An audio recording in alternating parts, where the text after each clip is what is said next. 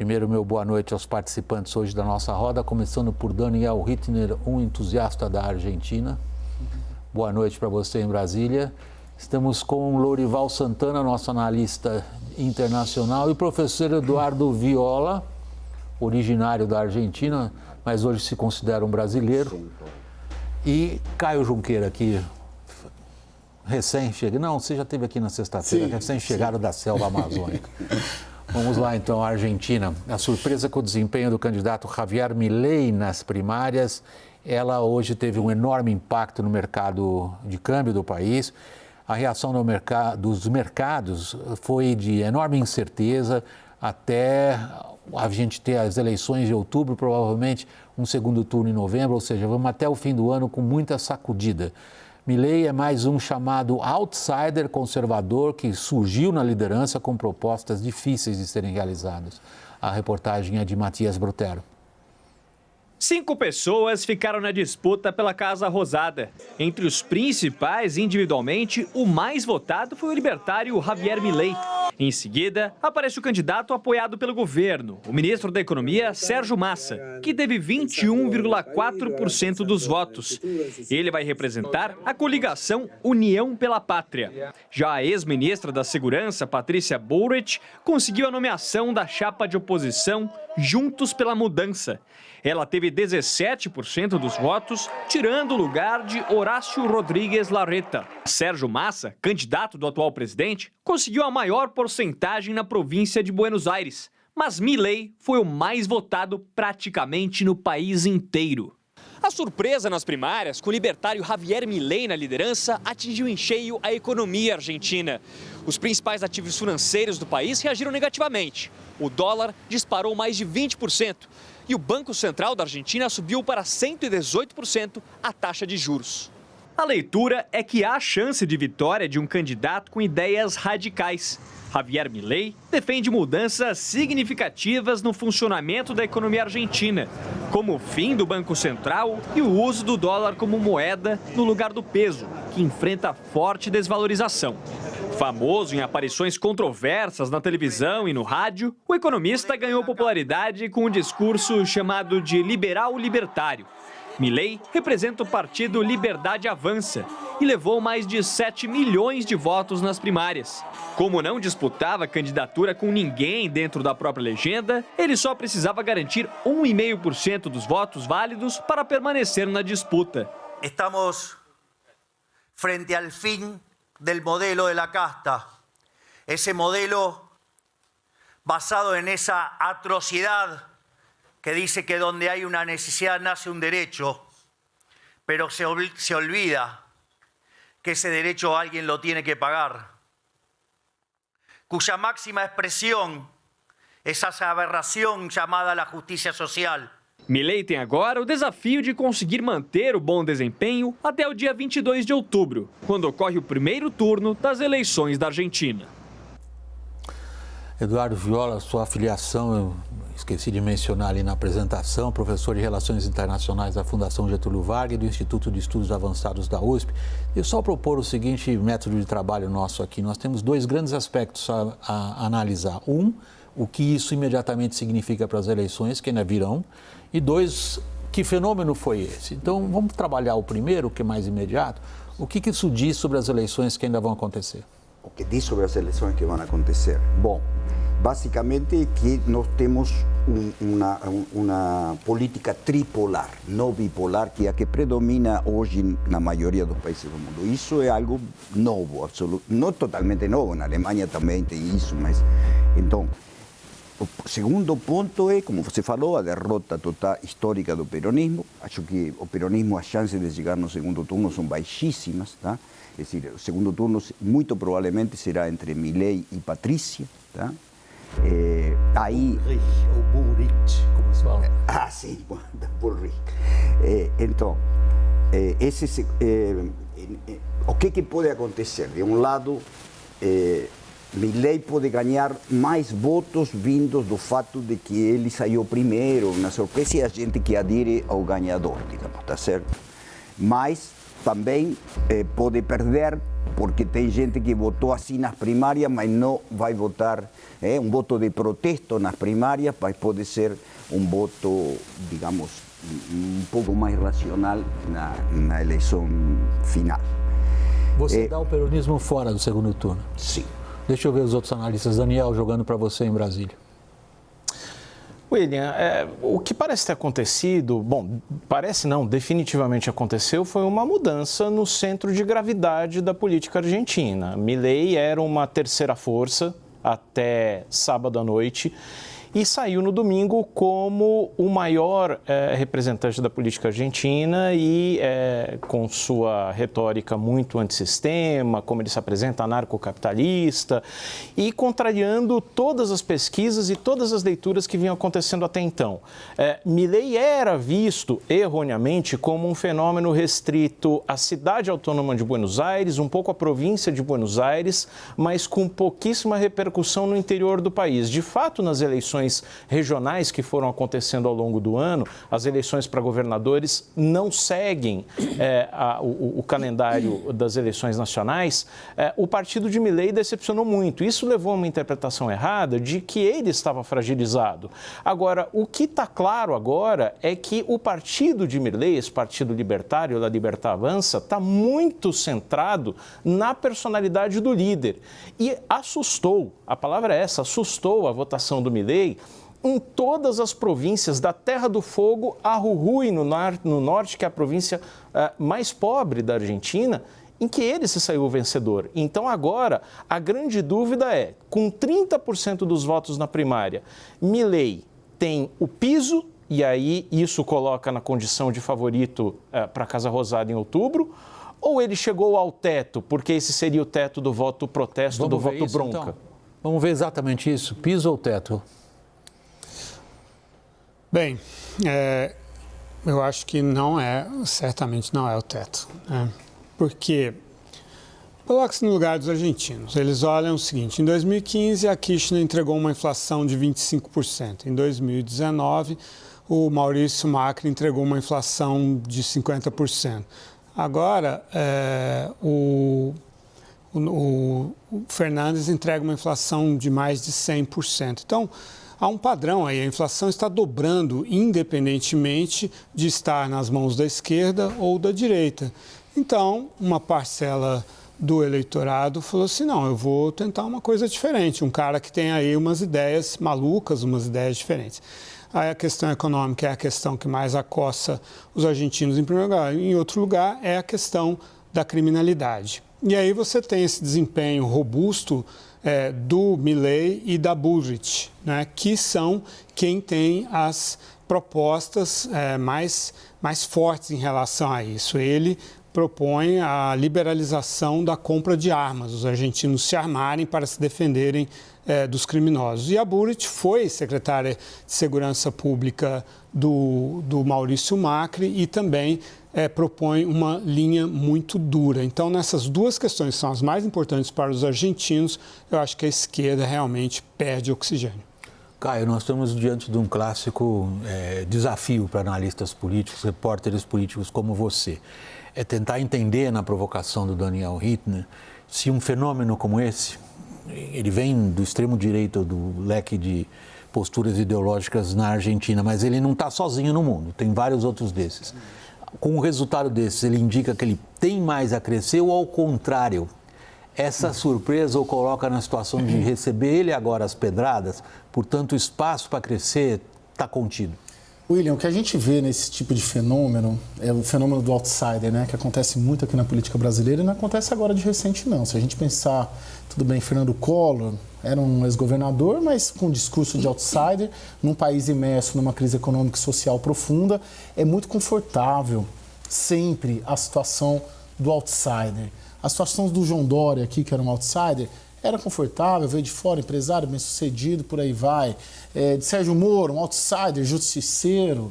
A situação dos outsiders, em qualquer lugar do mundo, ela é extremamente confortável, porque eles não têm passado de gestão pública, diretamente, passado eleitoral, não foram testados, têm um discurso cativante, revolucionário, entre aspas, contra tudo que está aí, Só que, invariavelmente, se a gente considerar os outsiders que nós tivemos aqui no Brasil, em outros lugares do mundo, mas para pegar os nossos, invariavelmente, a hora que se deparam com a realidade política, porque precisam compor, porque mudar o sistema radicalmente é muito difícil, né? Se a gente pegar Fernando Collor, a gente pode considerar até Dilma Rousseff, um outsider, né? Tinha uma formação política, mas acabou caindo. O que aconteceu com o Sérgio Moro vai acontecer, muito provavelmente, chances altíssimas de ser cassado. João Dória não conseguiu ser candidato por dentro do sistema. O sistema geralmente expele os outsiders. Então, o que eu quero dizer, a chance de eleição e de vitória do Milei pode ser muito grande, mas a chance de um governo bem-sucedido pode ser muito difícil. Eduardo, é esse ponto que eu queria ir agora. Pegar o que é específico na Argentina. Eu estava lendo hoje um dos comentaristas que eu gosto muito de ler lá, recomendo muito, quer dizer, do meu gosto pessoal, o Carlos Pani, escrevendo no El País, dizendo, nesse tempo que passou, que é o de uma geração, entre o que se vaiam todos e aqui, o sistema político argentino tentou duas respostas. Tentou o Macri e o oficialismo, o peronismo kirchnerista. Ambas fracassam. O que a gente vê agora é uma derrubada dessa dualidade ou que medida ela se recupera, dados os elementos do sistema político argentino, Eduardo? Não, eu acho que isso é uma derrubada mesmo. Ou seja, agora o sistema político tem polo, digamos, que não existia antes, digamos, tá? Então, isso cria essa situação tripolar, digamos, tá? Então, acho que isso não volta ao sistema anterior, digamos. Aí claro que tem incerteza sobre se Milei vai se consolidar ou não, mesmo se haverá vitória de Milei. Uma coisa importante a lembrar é que tem 4% dos votos de Schiaretti, o peronismo republicano, que van todos para Patricia Bullrich, porque inclusive eles quase entram Juntos por el Cambio. Então, isso já é um plus, digamos, para Patricia Bullrich, digamos, tá? Que nesse sentido pode chegar pelo menos a 32%, digamos, tá? Esse é o Juan Grabois? Não. Eso es Schiaretta, que es una cuarta fórmula, 4% do voto. No, Grabois tiró 6, es un peronismo más duro kirchnerista. Tá? Ligado ao sindicato, sobretudo. Ele está ligado aos piqueteiros, é um líder piqueteiro, fundamentalmente. Ou seja, os sindicatos, ele não tem muito... Ele é a revolução socialista, anticapitalismo, todo, estatizar os bancos, todo esse tipo de coisa. Negócio, digamos, ou seja, mas que de qualquer modo vai votar em massa, em geral, digamos. Agora, nesse sentido, não há... penso muito difícil a reconversão, digamos. Um outro ponto importante é até onde Milei pode se estruturar um partido. Neste momento não tem partido. É ele, pessoalmente, uma figura carismática, impressionantemente carismática com a juventude, roqueiro na juventude, os comícios dele são altamente criativos, parecem shows de rock, digamos, tá? E é impressionante, digamos, tá? Agora, será que isso lhe permite estruturar um partido? Com certeza, como falou o Caio, não vai poder implementar o programa, digamos, tá certo? Vamos ver essa questão, então, que ela é fundamental para a gente pensar um pouquinho para frente em função das questões na Argentina, Daniel. Será que a gente pode fazer uma analogia para o público brasileiro, Daniel, na seguinte medida? O que aconteceu na Argentina ontem é como se fosse a demonstração do fim da dualidade PT-PSDB no Brasil, por exemplo. E a gente vê uma porteira aberta para outras correntes políticas, cuja previsibilidade, sobretudo diante da falta de uma estrutura hierárquica e orgânica, como é o caso do Milei, torna muito difícil qualquer previsão? William, definitivamente é uma novidade muito importante na Argentina a criação desse terceiro polo político. Isso se consolida com o Milei. Agora, se a gente for olhar no pós-redemocratização na Argentina, a partir de 1983, os governos não peronistas tinham uma tradição de não acabar o mandato, tinham imensas dificuldades políticas. Isso aconteceu com Alfonsín, Depois aconteceu com Fernando de la Rúa, que teve que sair de helicóptero fugindo da Casa Rosada. Finalmente, Macri, em condições ainda muito fragilizadas, conseguiu concluir o mandato.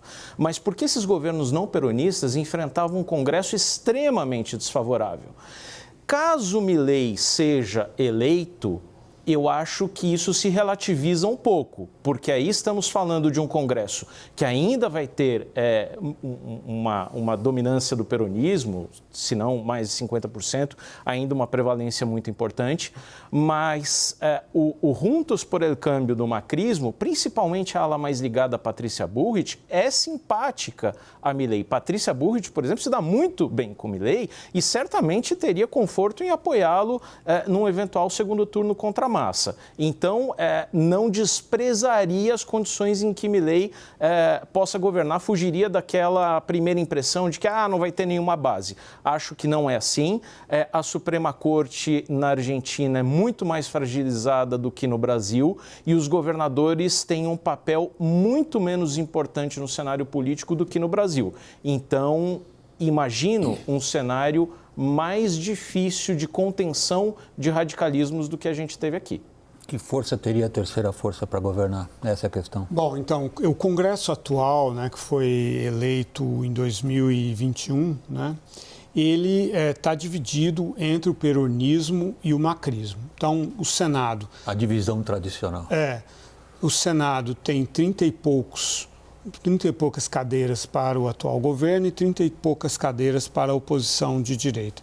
E a Câmara tem pouco mais de 110 cadeiras para o peronismo e pouco mais de 110 cadeiras para o Juntos pela Mudança. Então, de fato, para que o Javier Milei possa governar, é preciso acontecer isso que o Daniel estava sugerindo, que a Patrícia Bullrich o apoie, né? Mas mesmo assim é complicado, porque a Patrícia Bullrich não lidera toda essa bancada, né? O Juntos pela Mudança tem o Larreta, atual prefeito de Buenos Aires também, e o Larreta é um moderado, né? Diferentemente da Bullrich, que realmente tem muita afinidade com o Milei. E o Milei não tem nenhuma experiência parlamentar, de política e tudo isso. Então, com propostas tão radicais como essa e um Congresso que não está necessariamente alinhado com ele, acho que ele vai ter que conceder bastante, negociar bastante, e aí poderemos ter um governo mais, talvez um pouco reformista, como aliás o Larreta queria. O Larreta, sim, é um reformista, propõe a reforma trabalhista e tal. O prefeito de Buenos Aires. E pode haver, e que perdeu e cujos eleitores, uma parte deles vai votar no Massa.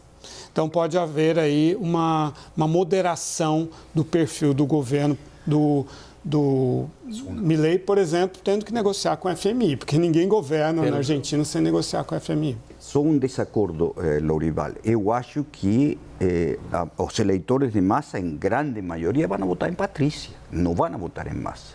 Os eleitores de Larreta. Os eleitores de Larreta. Van votar uma parte em vai Massa, votar na... não, a grande maioria. Porque Juntos por el Cambio existe uma coalição, já tem vários anos, digamos, tá? Então, Larreta não tem como não apoiar a Patrícia. Então, claro que alguns podem ir para Massa, digamos, mas podem se assustar com essa possível aliança entre Bullrich e Milei. Sim, mas essa aliança, veja, essa aliança vai existir apenas se o peronismo chega na segundo turno, coisa que acho de baixíssima probabilidade. Porque a sua hipótese é essa. Daniel me pede a palavra e depois eu vou passar para o Caio, que a gente vai trocar um pouquinho de assunto e ver o impacto disso aqui no Brasil. Daniel.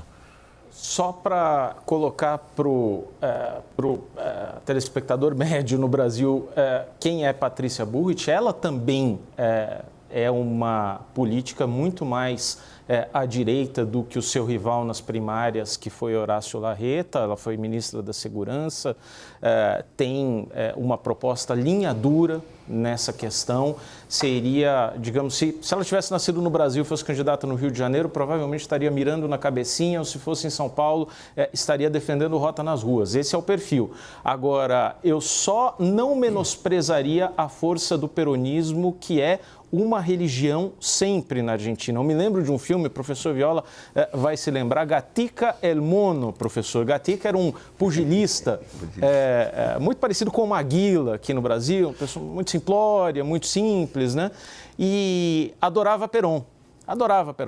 Aí, um dia, a polícia bate a porta de Gatica el Mono para dizer que vai prendê-lo por atividades subversivas. Apoiava Perón, o que é isso? Perón caiu. E ele diz, pero, senhores policias, eu nunca me meti na política, sempre fui peronista. Ou seja, os peronistas encaram como uma religião, não é política. Caio... Sim, mas o eleitorado peronista se contraiu muito. Esse é um ponto fundamental. Caio, vamos ver da perspectiva brasileira, particularmente do governo brasileiro, o que aconteceu. A derrota dos peronistas era razoavelmente anunciada. Só o Lula achou que não? Bom, pelo que eu senti hoje no Itamaraty, com a diplomacia brasileira, eles ainda apostariam numa reversão de cenário. Né? Essa, pelo menos, gente que eu gosto de conversar. Ou seja, que não uma acho vitória. Isso, eles colocaram, até se a gente tiver tempo, queria ouvi-los, assim, um medo, um eventual medo do Milei fazer, primeiro, com que parte da população do eleitorado vá às urnas contra ele e, segundo, que haja uma reaglutinação de forças contra o Milei, que fortaleça ali uma candidatura anti-Milei mais forte, mais uníssona para a reta final da eleição. Só que, vendo, por outro lado, com extrema preocupação, medo, receio, achando que aí, para valer, Mercosul se desfaz, se desintegra, se o Milei ganhar, acordo com a União Europeia não sai de forma alguma, e colocaria em risco ali esse projeto que a diplomacia brasileira, pelo menos, vende ali no discurso, de uma integração do Brasil com a América do Sul e principalmente com a Argentina. Vamos ver esse projeto, por favor. Eu acho que o peronismo perdeu muito feio, tá certo? E não, por isso que eu penso que as possibilidades de chegar ao segundo turno são muito baixas, tá? E tem toda uma, digamos, porque é importante aqui diferenciar. Qual é o eleitorado mais educado? O de Juntos por el Cambio. O eleitorado de kirchnerista e o eleitorado do Milei, na grande massa, são de baixo nível educacional. A diferença é que o eleitorado do kirchnerismo é um eleitorado que recebe os planos trabalhar e trabalha um pouco informalmente. Entanto, o eleitorado que antes era peronista, que votou em Milei, de pessoas de baixo nível educacional e pobres, é um eleitorado que trabalha, tá certo?